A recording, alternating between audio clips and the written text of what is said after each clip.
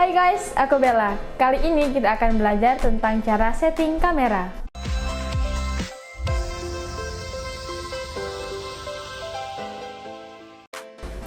Konsep kreatif untuk nyampein cerita di film melalui aspek visual itu penting banget loh. Nah, untuk dapetin konsep yang baik, terlebih dahulu kita harus mengetahui aspek teknisnya. Dan aspek teknis itu berhubungan erat dengan alat yang digunakan atau yang dipakai. Salah satunya adalah kamera. Sebelum syuting, ada beberapa langkah pengaturan kamera yang harus kita lakukan. Di video kali ini, kita akan bahas tentang cara mengatur exposure. Exposure adalah jumlah cahaya yang masuk ke sensor kamera, atau exposure berhubungan dengan gelap terangnya gambar. Alur cahaya yang masuk ke kamera sehingga menjadi video yang bisa ditonton oleh penonton adalah: pertama, cahaya masuk ke lensa kamera, lalu masuk ke sensor kamera, kemudian diproses oleh prosesor sehingga menjadi video yang bisa kita lihat selama ini. Untuk mengatur exposure ada 3 hal yang harus kita ketahui, dan 3 hal ini berlaku untuk selama-lamanya.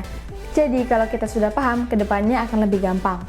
Ketiga hal tersebut adalah aperture, shutter speed, dan ISO. Ketiga hal ini biasa disebut dengan exposure triangle atau segitiga exposure. Segitiga exposure yang pertama adalah aperture atau diafragma, yaitu untuk mengatur berapa banyak cahaya yang masuk ke dalam lensa kamera. Seperti f4, f2, f22, dan seterusnya. Makin besar aperturnya dibuka, maka cahaya yang masuk akan semakin banyak, dan makin kecil aperturnya dibuka, maka cahaya yang masuk akan sedikit.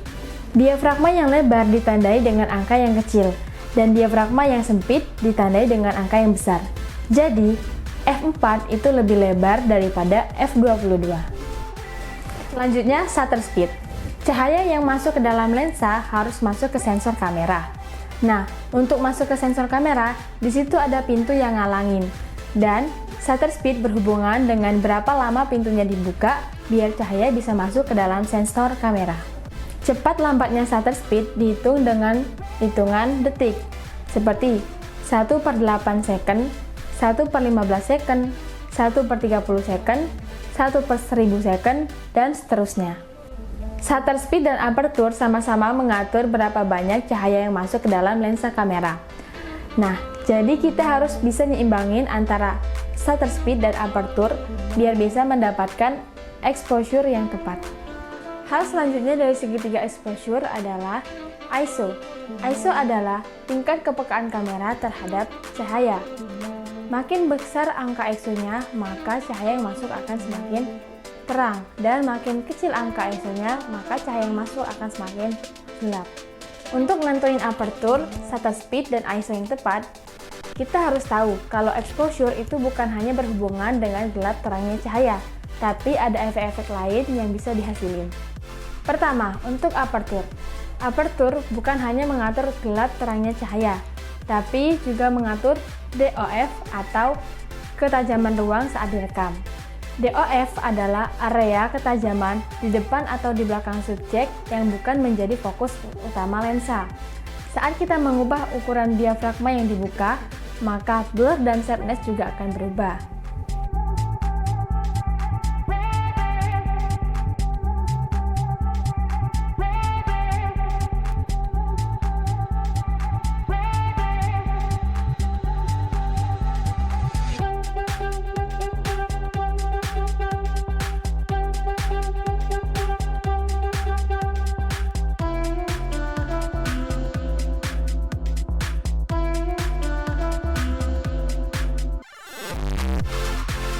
Selanjutnya, shutter speed.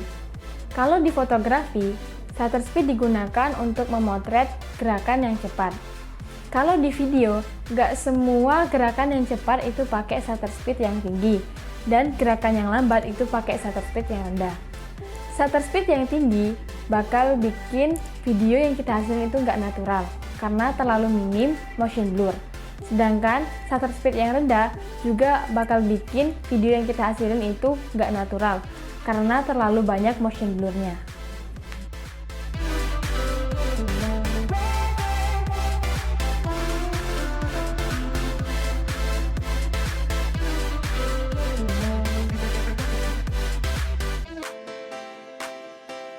Biasanya, angka yang dipakai untuk shutter speed di video adalah 2 kali fps. Misalnya, kita pakai 24 fps, jadi shutter speed yang kita gunakan adalah 48. Tapi, kalau di kamera kamu nggak ada 48, kita boleh pakai yang 50. Lanjut ke ISO. Di ISO, efek yang dihasilin adalah grain dan noise. Grain dan noise adalah sesuatu yang berbeda. Grain adalah bintik-bintik yang bisa ngasih tekstur ke gambar dan nggak ganggu warna serta kualitas gambar. Sedangkan noise akan ganggu warna dan kualitas gambar. Makin tinggi ISO-nya, maka noise-nya akan makin banyak.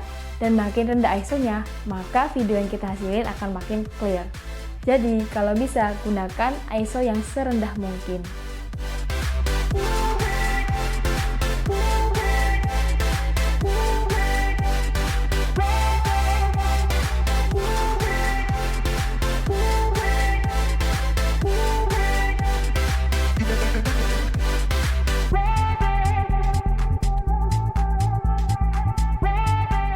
Nah, sekarang coba kita setting kamera kita. Yang pertama, shutter speed. Gunakan 2 kali fps. Yang kedua, aperture. Kalau kita pengen background-nya kelihatan blur, gunakan aperture yang rendah. Yang ketiga, ISO.